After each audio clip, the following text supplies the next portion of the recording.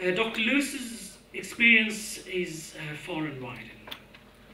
From July 2004 to March 2013, he was the provost. That is, for South Africans not accustomed to that terminology, the chief academic officer and executive vice president for academic affairs at Emory University, one of the world's leading research universities, probably the leading research university in the South. Duke would argue about it, but Emory will take it. Dr. Lewis is also the Griggs Candler Professor of History and African American Studies at Emory. His colleagues at Emory praised Dr. Lewis for his performance as a visionary administrator, generous mentor, a dynamic educator, who made a lasting impact, and listen to this, as the university's chief academic officer, and a wicked basketball player, and loyal memory of Emory's own NBA, the Noontime Basketball Association, made up of anyone who showed up for a pickup game. At Emory, Dr. Lewis created the Office of Community and Diversity, an effort to sustain and develop Emory's ability to value diversity. He instilled in Emory the conviction, and I'm quoting again, the best part of community is diversity. He's an historian who holds a BA from Concordia College, a master's and PhD from the University of Minnesota, and has established himself as a leading scholar in the field of African American studies and is well known for his leadership in higher education. Prior to joining Emory in 2004, he held faculty appointments at the University of Michigan, University of California at Berkeley. At Michigan, he was also Vice Provost and Dean of the Horace H. Rackham School of Graduate Studies. Since the publication of his monograph, it's called In Their Own Interests, Race, Class and Power in 20th Century Norfolk.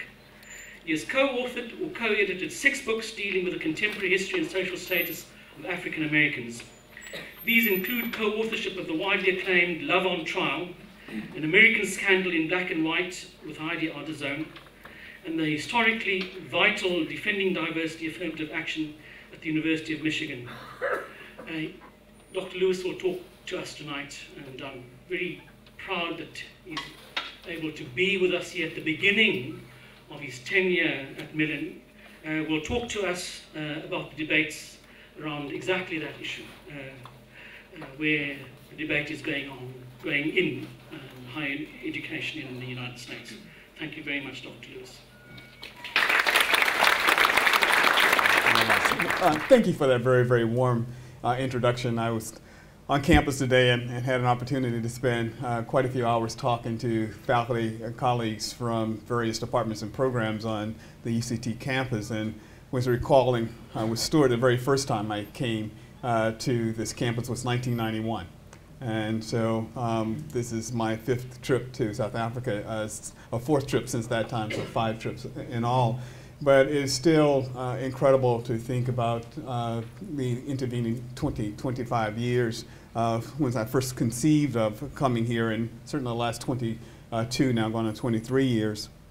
And I'm reminded of the ways in which location and history play a role in shaping the moment. And so what I wanted to do today was to spend a little time really thinking about and talking about the affirmative action contours in the U.S. And first let me acknowledge Max.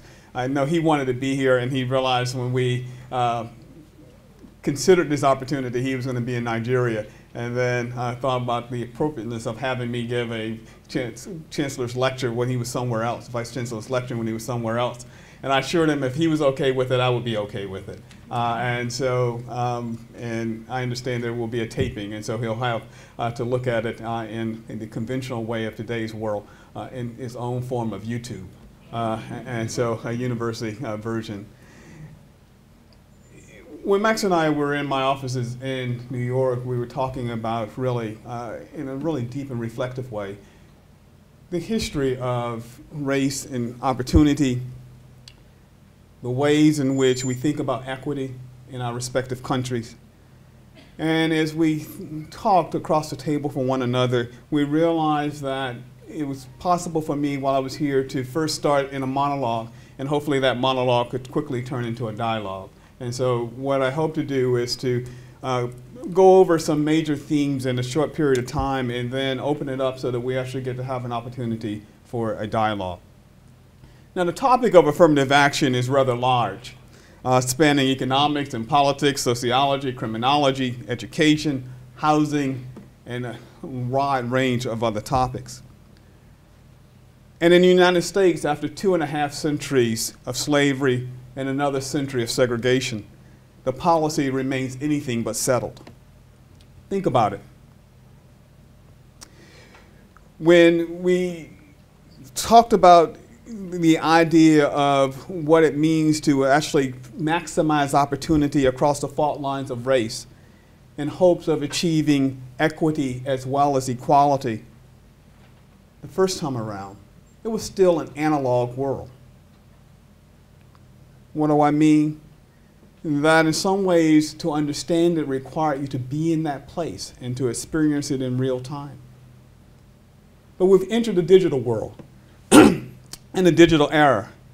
And in the United States, and public policies and laws have really not caught up with this change, let alone the reasoning that undergirds the interpretations and policies.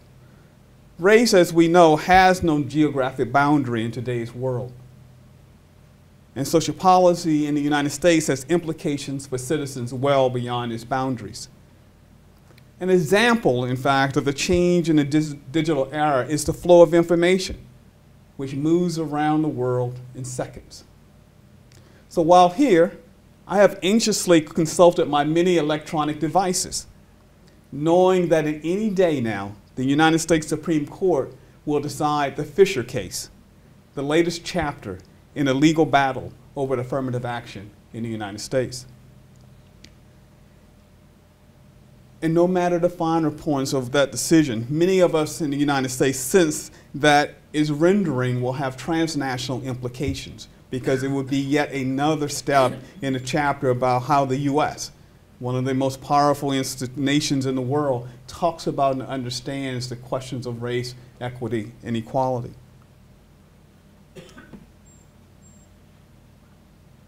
And for those of us who have supported diversity and a democratic society, and particularly the idea of advancing a diverse democracy by distinguishing between equality and equity, we also know that the Fisher case then will force us to yet one more time try to understand how do we put structures of opportunity in place to ensure that we can tap the greatest talent in the most diverse sense of the nation. Now, many of you may not know the Fisher case, so let me start there as a way to then go back into history and bring us full circle over the course of the time I want to speak. The Fisher case actually grows out of the University of Texas in Austin. And Texas has a particular demographic profile. And so 10% plan was created at the University of Texas. And so in the state of Texas in the United States, any student who graduates in the top 10% of his or her high school has a guaranteed admission to the University of Texas, which is a public institution. Okay. In addition, if you have a certain academic profile, you went to a high-achieving high school or academic institution in Texas, and you fell just below the 10% cutoff, but you still have an academic profile suggesting admission, you are admitted to the University of Texas. And then thirdly, they had something they call the personal index, where they were trying to make sure they tapped a wide range of talent in the state of Texas. They needed flute players for the band. And so they would make sure they were able to identify the top player in Texas, irrespective of where he or she may live. And for those of you who know anything about the United States and our quaint game called football, which is the American version of football and not the international version of football, the University of Texas needed football players. They also needed then this personal index to allow them to identify football players who were not in the top 10% and didn't have the otherwise academic profile. And so they came up with this particular set of indexes. So there were essentially 3 ways for gaining admission to the University of Texas. A group of students filed suit alleging that they had been denied admission because they were not admitted through the 10% plan, they were not admitted through the academic index option, nor were they admitted through the personal index option. And they concluded the only reason they weren't admitted is because that the personal index option included among the various variables race. That their likelihood of gaining admission to the University of Texas, they argued, would have been enhanced had there not been the race element to the personal index. Now, I would argue the statistics actually don't support that.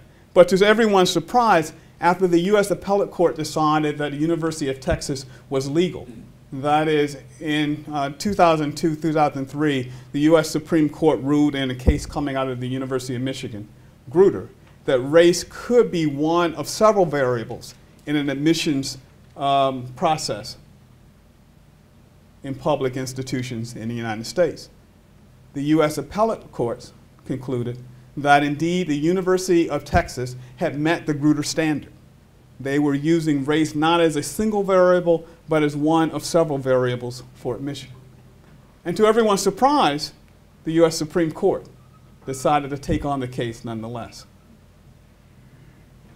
Now, in 2002-03, the U.S. Supreme Court had argued, and with Sandra Day O'Connor, who's since retired from the court, has said that this provision for the use of race as one of several variables will no doubt be part of U.S. social policy for at least another 25 years. And she was hoping that, maybe after 25 years it could be revisited. But she opened at least another 25 years. We were 9 years later when the court decided to take on this case. And so that is why I've been checking my phone, because it was suggested that this next chapter would either occur, and we would know the results of that next chapter either Monday in the U.S. or this coming Thursday. And so I alert you to what we may find. Well, why do we find ourselves at this moment with this sort of question of why do we think about affirmative action in the United States, especially as it regards higher education? Well, let me start with the past, and let me start with a little story. In 2006, I had the great pleasure of meeting a woman named Lucille Clifton. She was visiting Emory University, where I then served as provost. Lucille was a distinguished poet, and her visit happened to come just a few weeks after the death of my own mother. And Lucille, who had been born in DePauw, New York, near Buffalo, did a wonderful job of listening to me go on about the woman who had given me birth, who raised my younger brother and me after the premature death of our father and her husband. And Lucille went on to tell me about herself, that her family had Virginia roots. And she suggested poems for me to read and ways for me to reconcile the evolution of life from birth to death that is part of the natural cycle. Lucille herself would die in February of 2010, almost 4 years to the day of my mother's death. Now, you're probably asking me, what does Lucille Clifton, a celebrated poet, have to do with today's address? Well, in words and actions, she revealed the beauty of the human imagination and served as continued proof that genius could be found in many places and come in many forms. Lucille grew up in a Polish neighborhood in Buffalo. As a result, she learned a few Polish words and became known in her community as the little colored Polish girl. When Lucille was born in 1936, the United States was struggling through the travails of a severe economic recession, which became known as the Great Depression. Segregation, or Jim Crow, prevailed de jure in the South and de facto in many other parts of the United States. Very few of America's leading universities would admit her as many other black students, so she, at the age of 16, went to Howard University. In the early 1950s, Howard represented the pinnacle of black intellectual life. Most of the nation's leading African-American intellectuals either taught at the Washington Institution or had taught there, or as a colleague would say to me years later, had wanted to teach there. In the segregated world that was 1950s America, historically black colleges and universities such as Howard played an immensely important role. And a college degree represented options for those who got in beyond work as a day laborer or as a domestic. It offered kids such as Lucille the chance to dream that one day they could become poets, writers, scientists, and inventors. And true to form, many years after she had graduated from Howard, she would become a college professor, an award-winning poet, and as well a sharp and incisive observer of American life and culture. In the nearly half a century since Lucille headed off to Washington, D.C. and to college, much in America changed.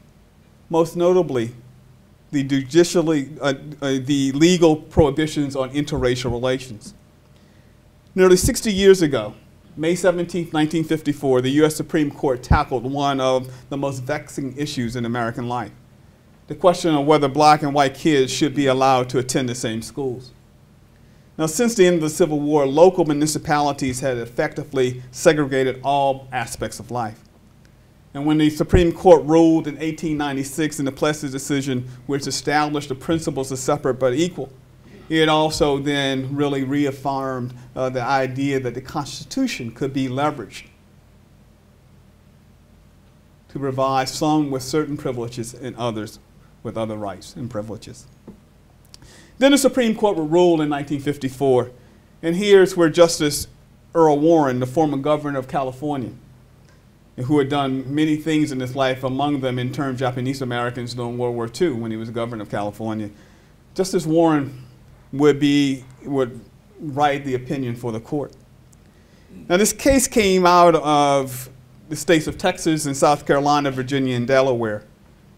And in the opinion that was delivered, and I'm reading here, quoting, in each of the cases, the minors of the Negro race, through their legal representatives, seek the aid of the courts in obtaining admission to the public schools of their community on a non-segregated basis. In each instance, they had been denied admission to schools attended by white children under laws requiring or permitting segregation according to race. This segregation was alleged to deprive the plaintiffs of the equal protection of the laws under the 14th Amendment. The quote will go on. Today, education is perhaps the most important function of state and local governments. Compulsory school attendance laws and the great expenditures for education both demonstrate our recognition of the importance of education to our democratic society. It is required in the performance of our most basic public responsibilities, even service in the armed forces. It is the very foundation of good citizenship. Today, it is a principal instrument in awakening the child to cultural values and preparing him for later professional training and in helping to adjust normally to his environment. The quote would then continue, the segregation of children in public schools solely on the basis of race, even though the physical facilities and other tangible factors may be equal, deprive the children of the minority group of equal educational opportunities. We believe it does, besides the court. And it would go on then, these members of the court would go on to talk about the importance of addressing separate but equal, and in effect, saying it was now null and void. For those of you who are students of American history, you realize this Brown decision, as it became known, there actually were two Brown decisions. There was the original one in '54, and there was a second one because the decision was remanded back to the lower courts and those jurisdictions for additional examination. And it's from that clause became the most famous of sayings for at least an era, all deliberate speed. In the '55 decision, the courts instructed then the various states across the South to desegregate with all deliberate speed. Well, I was born in 1955. I was born in Virginia in 1955, and I would say I'm a product of all deliberate speed. So what does that mean? That schools, at least in my part of Virginia and much of the rest of the South, remained segregated until 1970.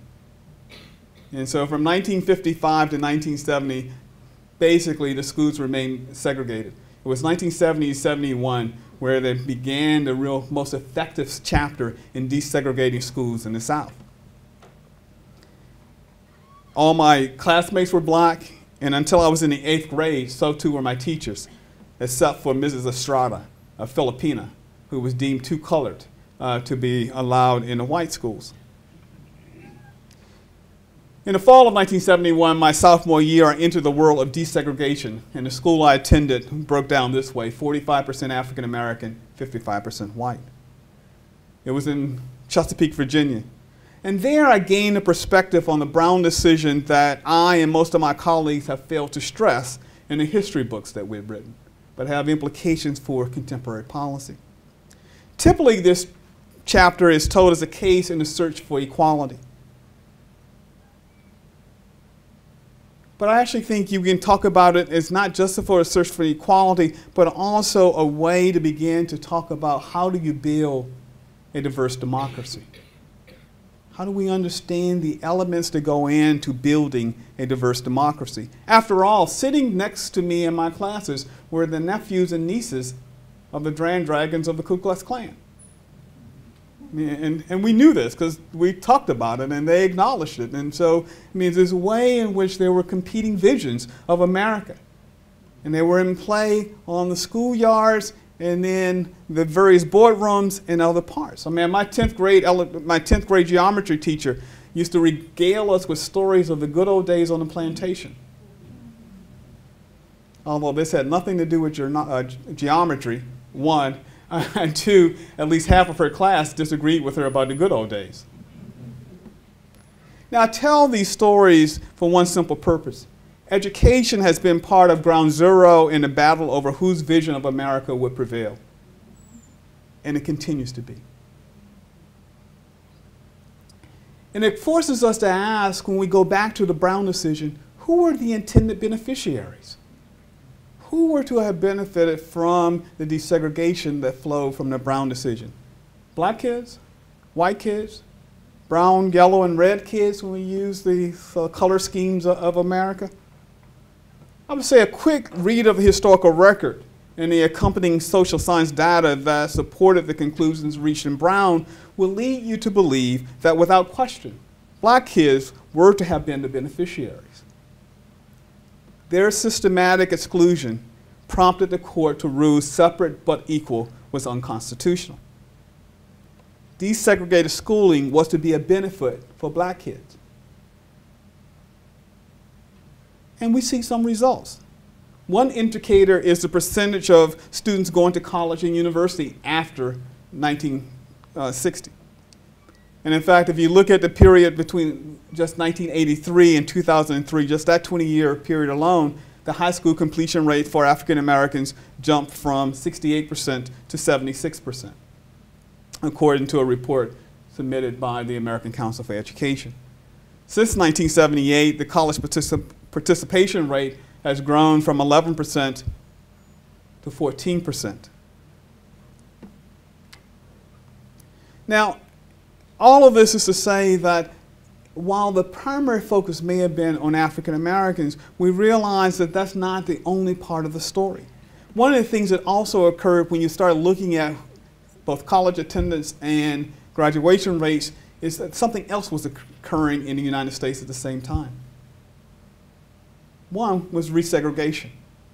And so in studies by Gary Orfield and Xingmei Li of the Civil Rights Project, formerly at Harvard University and now at UCLA, they've observed that districts that implemented court-mandated desegregation programs in the 1960s and 70s have abandoned such efforts with the approval of the court, even though the numbers show that schools are increasingly resegregated.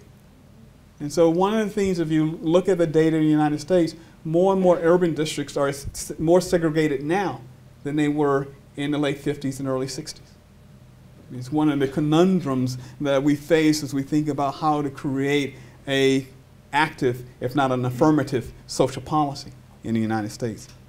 Now, resegregation is less of a problem in small towns and rural areas and more substantial in metropolitan areas, but it's real.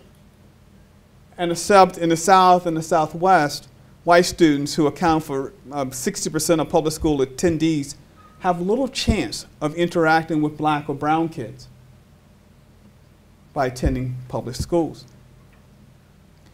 And if I'm quoting here, the study has found that the vast majority of intensely segregated minority schools face conditions of concentrated poverty, which are powerfully related to unequal educational opportunity, end quote.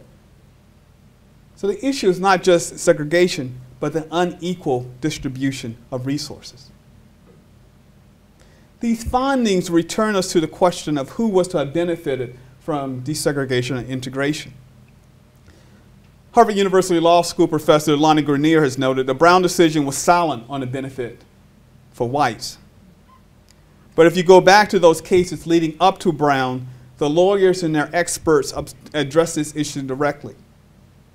In a case that became known as Sweat versus Painter, they actually turned to then Penn Law School Dean Earl Harrison, who was cross-examined in the case by lawyers from the state of Texas. And around 1949, he says, quote, "A very important facility of a modern law school consists of one's classmates. In other words, it isn't enough to have a good professor. It is equally essential that there be a well-rounded representative group of students in the classroom." And so even though Brown itself was silent, the body of law that was put into the record to build up to Brown talked about the mutual benefit of a diverse learning environment. And that was one of the core premises upon which Brown then rested as it moved through the courts. The Brown decision, therefore, must be understood as part of the ongoing debate about the kind of America to be claimed by a number of its citizens. And African Americans, through the auspices of the NAACP, the National Association for the Advancement of Colored People, directed the country to explore what it meant to extend the promise of democracy to all. Here is sometimes the role of higher education in establishing the legal precedents goes unacknowledged by contemporary commentators. And I'm not going to go through a whole range of the cases here, but it's important that as we think about Brown and move it forward to contemporary context, we realize that education, particularly higher education in the United States, was also about how do one begins to build a democratic society. And the question of building a democratic society and building a diverse democratic society finds its way into a lot of the contemporary research on diversity in American higher education. I'll bring you to a case that I've both written about and I know something about in great depth. The University of Michigan was the scene then for the most important Supreme Court case, I would argue, on higher education or on education in the United States since the Brown decision. And why? The Brown decision was based on extraordinary social science and historical research. They brought together scholars from a wide range of fields to actually support the argument that segregated schools were harmful. University of Michigan, in the Grutter and Gratz cases, there were two cases, one at the undergraduate level, a second one at the law school level, replicated the intensity of that research for the contemporary era. It brought together social scientists, particularly psychologists and education experts, historians, sociologists, demographers, and all, to begin to look at the effects of education for advancing a diverse democratic society. And in research at the University of Michigan conducted by Pat Gurin and her colleagues, in conjunction with these Grutter and Gratz cases, you find evidence that underscores the point that educational diversity had learning and democracy outcomes for all students. Students who learn in diverse educational settings ask more questions in class, according to the research, learn to tolerate and even appreciate different perspectives, and tended to participate in a variety of social or civic organizations once they graduated. And so we pause here for a second, because what the research showed is that not only were they engaging in thoughtful engagement in the classroom, but they actually then continued to do so by engaging in civic and social organizations with more regularity after they graduated. this was part of the argument that learning in a certain kind of environment enhanced democratic outcomes once students graduated.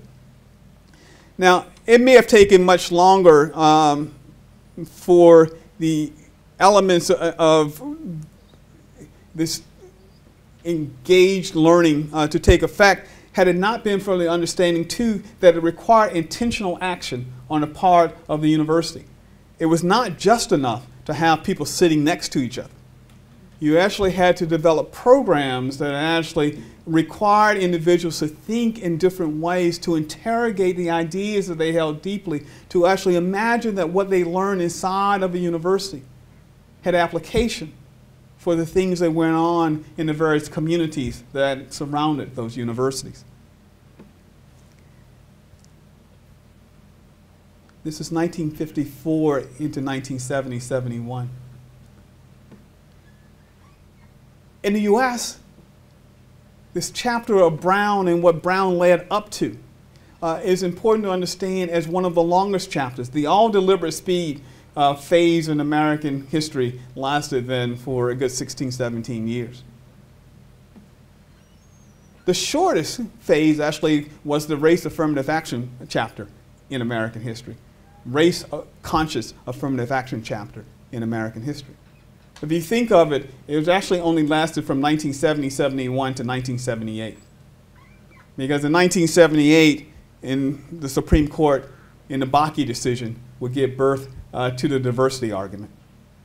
That we went from just talking about race and race awareness to the idea that race could be one of several variables, but it could not be the sole and lead variable. And so as an American historian, I keep saying the shortest chapter in the U.S. history is one where we actually acknowledge that there was something that pre-existed Brown. And in some ways, I've often said to my colleagues, we would be instructed to actually look both at the South African Constitution and the Indian constitutions, where different questions are put on the table for consideration. I won't take you through the Bakke decision, but what Bakke did was to change the ways in which American higher education actually addressed opportunity by saying that you could no longer do what the University of California had tried to do. And so the University of California at Davis has set aside 10 seats in its medical school for African Americans, although UC Davis and the University of California system had no history of systematically excluding African Americans. The U.S. Supreme Court ruled in the Bakke decision that this amounted to a quota, and that a quota system in the United States was unconstitutional. Harry Blackman, who wrote the majority opinion, and would end up saying then race could be one of several factors. It just could not be the predominant factor, and certainly couldn't be the only factor. So for the last 10 years, I have wondered, what happens when the diversity argument fails? What happens when the diversity argument fails in the United States? I mean, that's in part why I've been listening and waiting to see what the Supreme Court would decide in the Fisher case. Because in effect, the Fisher case has the potential of closing and narrowing the ways in which race and diversity excuse me, can be used as a factor in admissions in the tertiary sector. There have been a number of scholars and critics who have gone on to say that in the U.S. it may be important for diversity, for the race-aware diversity argument to come up to fail. And they say it's important in part because what we have not achieved is the democratic outcomes that Pat Gurn and her colleagues have actually demonstrated in their scholarship. Some have argued that one of the indicators is the self-segregation that you see on colleges and universities in the United States and the ways in which people socialize in those particular environments. I'll tell a little story. Circa 1992, 1993, I was the director of the Center for African American and African Studies at the University of Michigan. And 60 Minutes, the CBS television program, came to me. And they wanted to do a program on the ways in which kids self-segregated on the University of Michigan campus. And I spent a week with a producer trying to convince them they had actually asked the wrong question. And I finally said, here's what I would suggest you do before you do it. Take 5 kids and follow them for 24 hours for 4 days. And see if they only spend time in one social grouping. And if you can come back and tell me that indeed this is the way they live their lives 24 hours a day for 4 or 5 days in a row, I would stand up and I even be willing to be part of your story. At the end of it, they abandoned the story. I mean, part of what they have come to realize is that when you take a snapshot of a university and you see people congregating, it leads you to an impression. That's not the story if you have a moving picture and you watch people move in and out of zones of interactivity and interaction.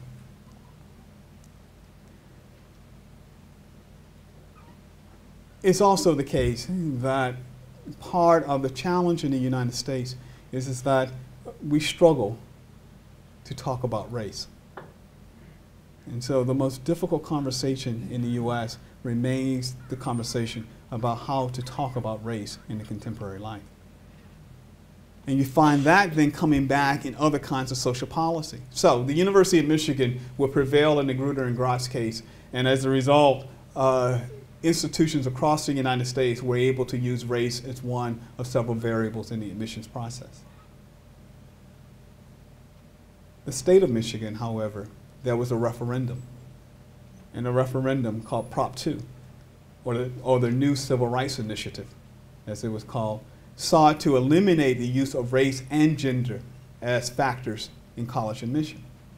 Put to the voters in the state of Michigan, some had assumed that the mothers and fathers would not do anything to harm their daughters, and so this was safe. Proved to be 58% of the voters of the state of Michigan voted for Prop 2. The idea that some would surrender their daughters if they could actually eliminate the idea that race would be a variable in admissions. Now,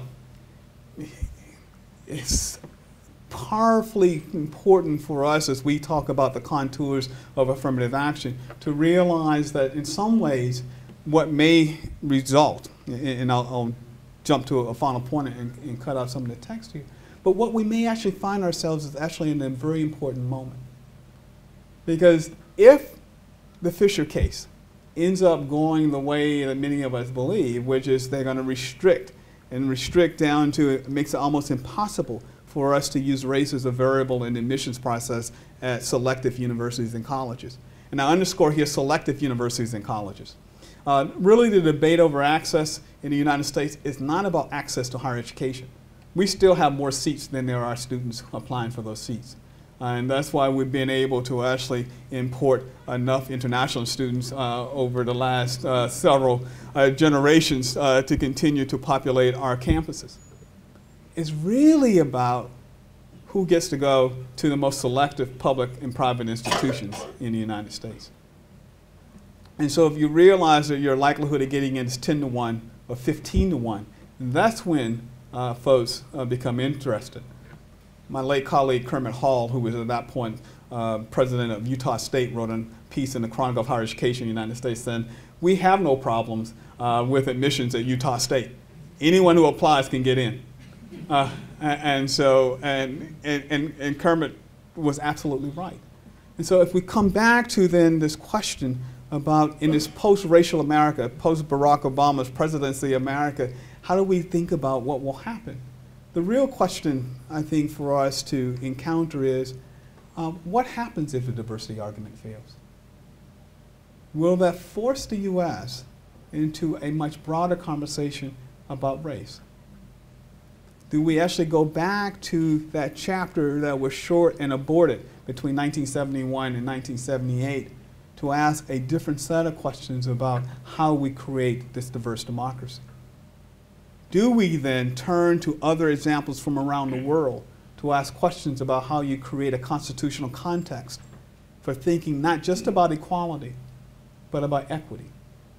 And what equity is the process by which you become equal.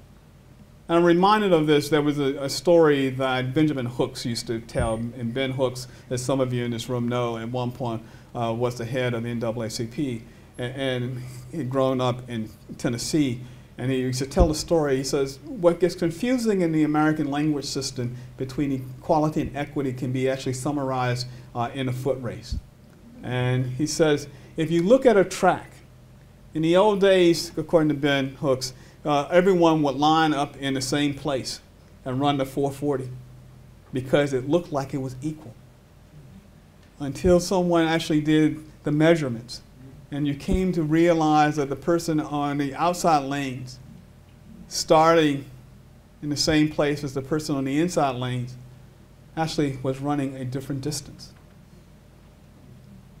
And if you began to look at then from the outside, that staggered lane process looked like it was unequal.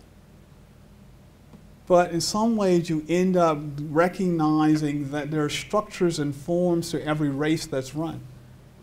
And you create those staggered opportunities to make sure that you're not only achieving equality, but there's equity in the process. These are the questions that animate our time. They come in different forms, require the work of intellectuals and academics. They aren't answered in the same way by each community, or each nation, or in each time. But they remind us of the contours of the affirmative action debate. That it started out in a way as a response to years of segregation in the United States, a century, and slavery, 2.5 centuries.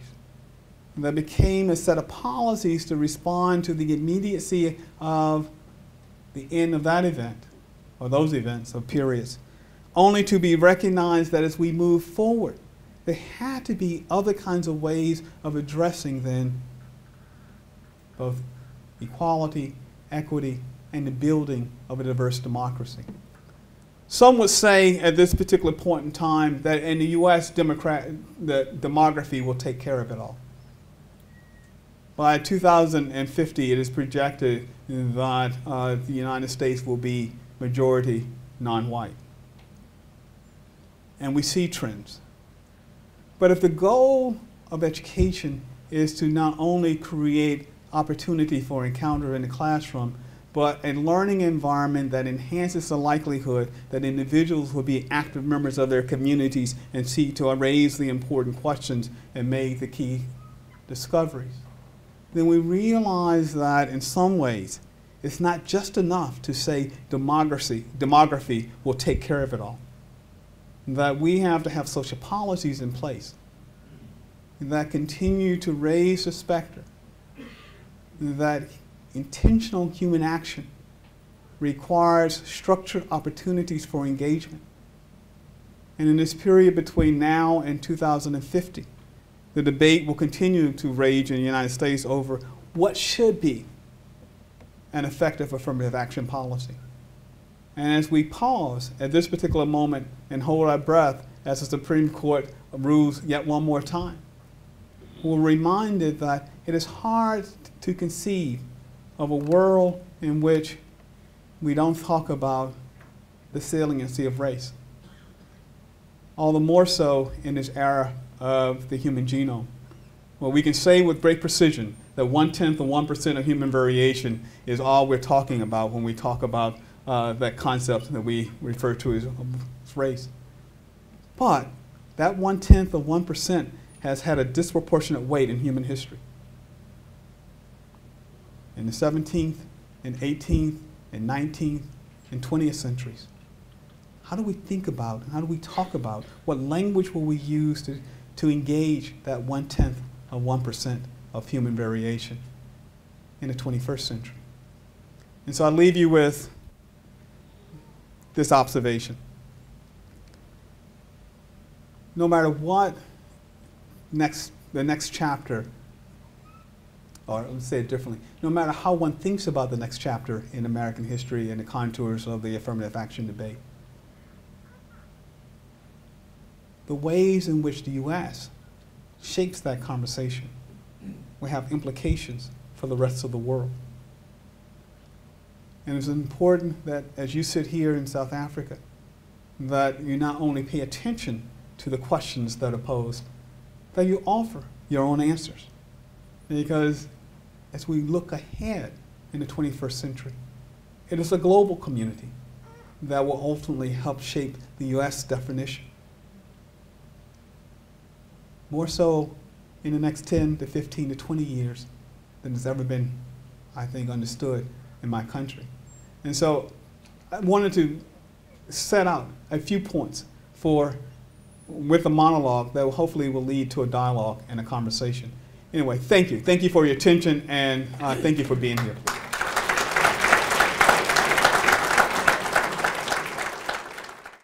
When you speak, please just say your name and put the question crispy. And if you don't have questions, I'll have questions for you. So be forewarned. My name is Brian. Hi. I just wanted to pick your brain a bit about, you mentioned briefly about the segregation on campus. Sure. And how you dismissed the producer. What do you actually think about the way that students interact with each other on campus?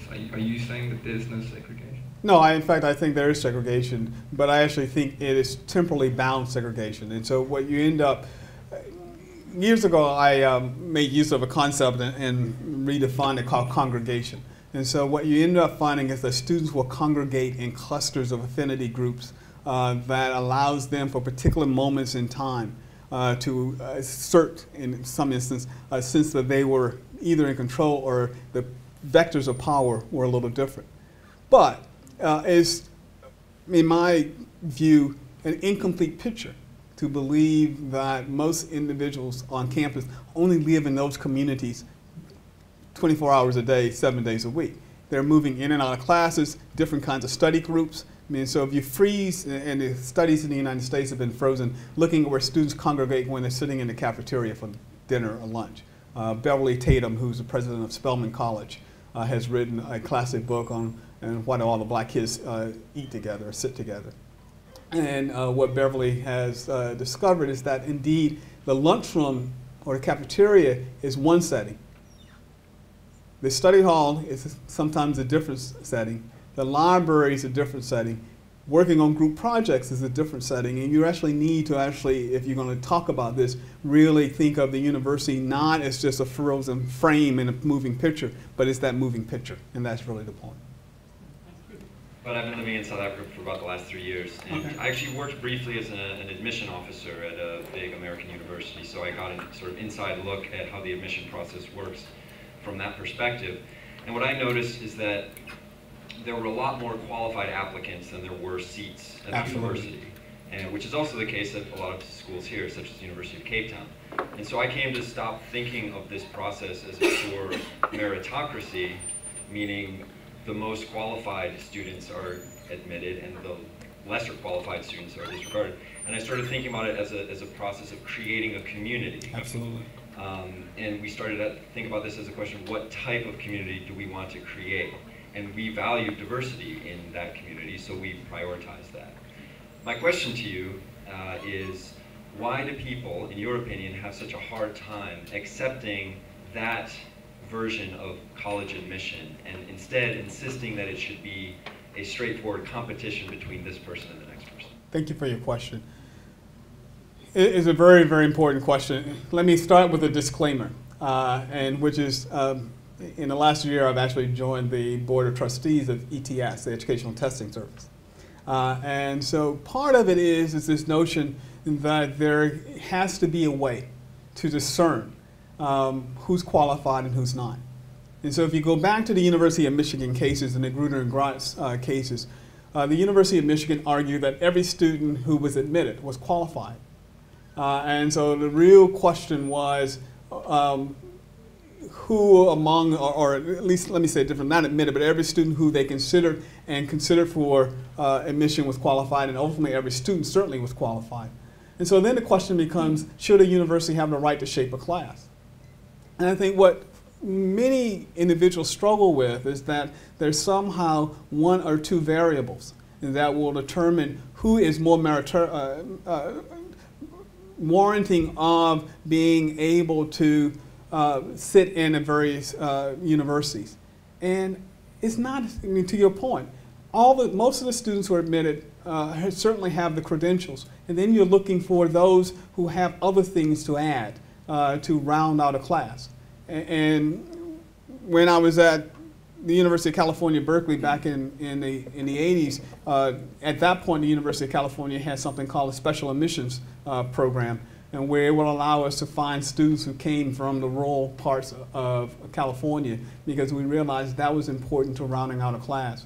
At the University of Michigan, where the process is also trying to figure out students then from not only from Traverse City, but for those who know the geography of Michigan, the Iron Range, and who came from a small community. It wasn't always that they had the top score, but they had the range of scores that allowed them to be admissible to the university. I think we struggle with the fact that we believe that merit can be quantified, and there are ordinal rankings from 1 to whatever, and that you should only choose number 1. And I know I have given instructions to admissions counselors over the last few years before moving to the Mellon Foundation. I said, look, what does it mean that we have a quote-unquote busy high school? This is the language system inside admissions operations, meaning that a lot of kids from a particular high school want to attend, in this case it was Emory University. And I had a admission director who said, there are 10 kids and the guidance counselor has ranked them 1 to 10. And so we know how they rank according to the guidance counselors. And I have to take number 1 and I can never take number 10. And I would say, why? And they said, because the guidance counselor has already said that this kid is number 10 in this group and that kid's number 1. I said, well, how about if number 10 looks like he or she is a better fit?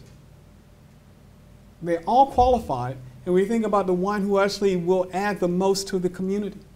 That's the kind of conversation universities, certainly in the United States, don't actually share with the guidance counselors in the other communities. It's really the process by which a class is constructed, and why you actually don't always want to take the number 1 kid, because the number 1 kid may have certain characteristics, but they don't actually complement the range of things you're trying to achieve in any given cohort. And for that, I think universities bear some responsibility. We haven't, to my satisfaction, demystified the admissions process, and we haven't always been straight and honest. The fact that you have a perfect score on your national exams and you have the top grade, that's very, very good. That's not the only thing that we should be looking at. And how do we look at the whole person? And that was part of what the courts have said in the last few years in the US. We should take a look at the entire person, the whole person. But thank you for your question. It's a very important one. The whole idea about changing admission policies at a university, because the problem is certain minorities cannot get in through regular admission procedures, implies you have a problem with the academic level of those people. If you look at a career, a university career, it may last from, well, the education of somebody will last from age 4 or 5 till 20-something perhaps. You are adjusting a process when people are at the final stage of their education. So you're actually changing a process when they enter the university level. Shouldn't you actually be talking about adjusting things when they're still in primary school or secondary school? Wouldn't it make much more sense to, and even more economical sense, to look at this problem when you can still more easily change things? So additional tutoring for people from minorities who are in that stage, in an initial stage in problems. Isn't that something that's logical and that's not sufficiently discussed? Sure. Thank you for your question. Clearly the answer is that you need a systems approach, right? That K through 12, or in the US being the analogy, primary and secondary education is very, very important. So most of the major foundations in the United States, circa 15 years ago, decided to focus on K through 12 education. The Gates Foundation, for instance, has a huge program there. This goes and connect your question to the question that was previously asked. in the United States, and here I'll speak about the U.S. and leave it to others in the room here to talk about the details in South Africa. We have about 6,000 post-secondary institutions in the United States. And so there are a range of options for students to gain admission. And as I said earlier, it's not that in the main that we have a challenge with young people being able to find a college, a 2-year or 4-year institution to gain admission. The real intense debate over whether or not an individual is quote unquote qualified really turns on admissions to the most selective institutions. And so the ones that have high name recognition, the Ivy League institutions like Harvard and Yale and Princeton and Brown. But if you go and look at Harvard, Yale, Princeton, and Brown in the US, they have no problem finding kids who have the highest test scores. And so it's really not there. I mean, if you look, they're 1,400 on the old scale of 1,600. African American kids and Latino kids who are scoring 1,400 and 1,500. So it's not really a question about who's qualified, but it is a question about how you actually rank them, because they're all within the boundaries of likely success. And so there's a book by one of my predecessors, former president of the Mellon Foundation, Bill Bowen. And Bill has looked at kids from a select number of colleges and universities, how they prevailed while in school and what happened to them several years out. And you find then that kids who go to these most selective institutions tend to graduate on average much higher than kids who go to the non-selective colleges and schools. Part of it is the built-in environment. And so not only do they graduate at a higher level, they end up tending to be in professions later on that are at the top end of the socioeconomic spectrum in the United States. And so I actually think, at least in the US case, it overstates the matter to say that the primary problem is that we somehow admitted unqualified students. That doesn't happen, really. And all the data would show that the students who gain admissions to the most selective institutions are highly qualified. It's just there's a range. They don't all have the same profile. And the real challenge is when you have 10 applicants for one seat.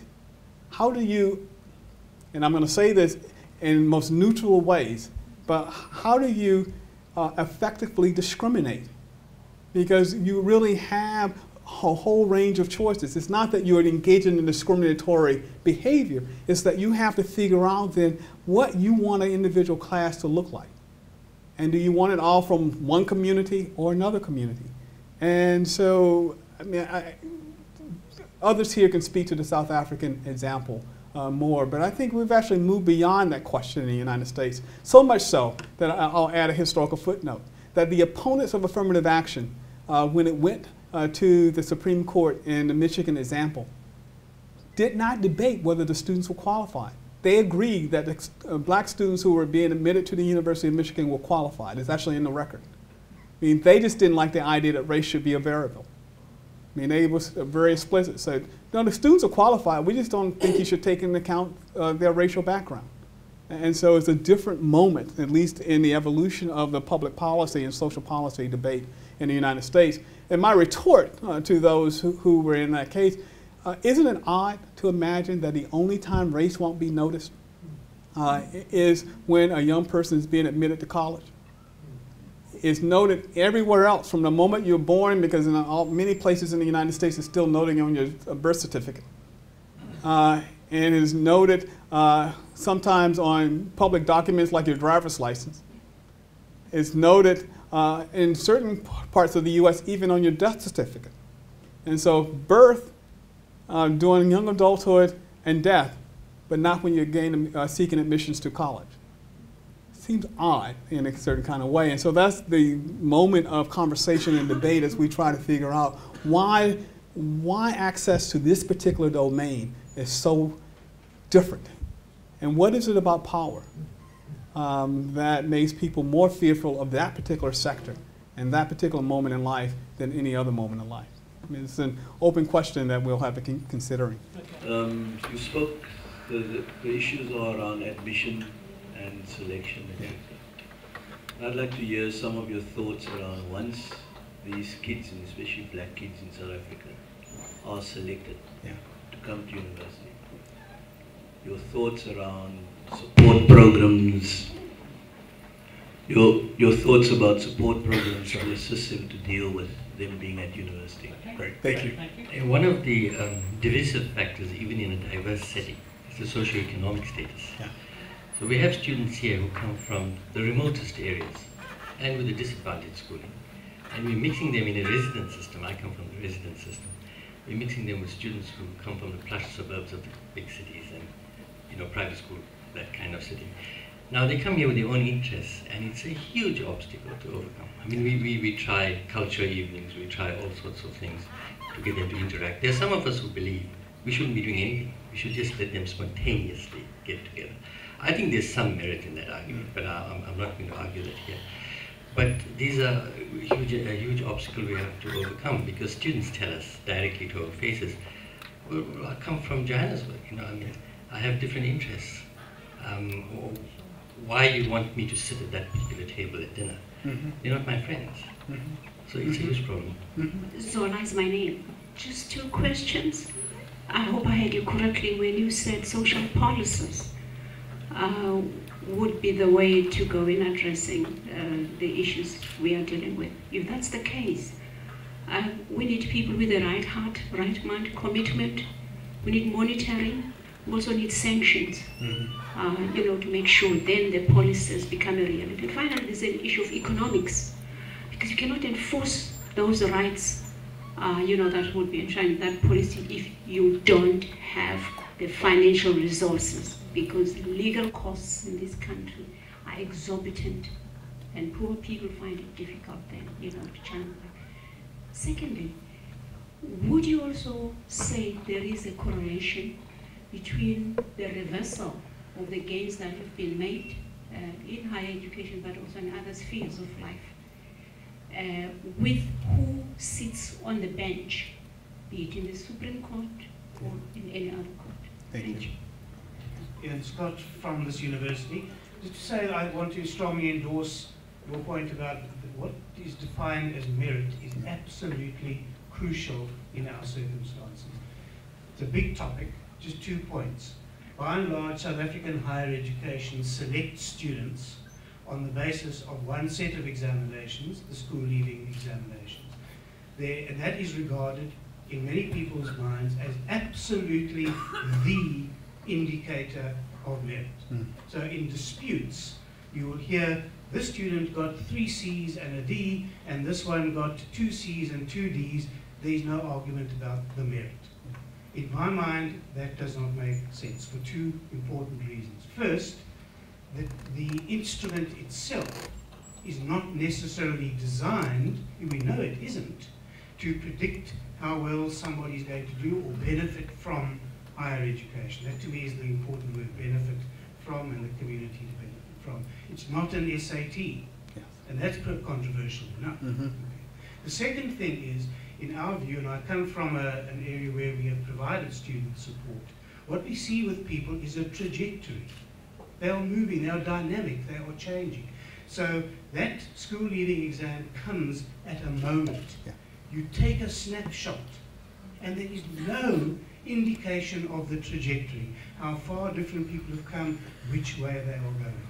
So on both counts, and we see people changing dramatically over short periods when they're given an opportunity. So on both counts, it's a highly suspect model for determining merit. I'm saying it now to get a comment from you, because particularly with your SAT hat on, Sure. but also to say that I think this university needs to take that debate forward very powerfully. Thank you. Thank you.